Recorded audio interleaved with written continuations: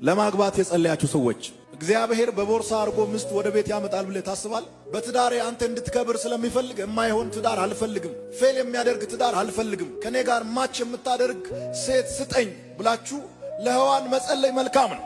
ግን ወጥተህ መፈለግ አለብህ። 50 ዓመት ጸልይ፣ እየጸለክ ታረጃለህ፣ ነጭ ጸጉር ትሆናለህ እንጂ ምስት አታገኝም።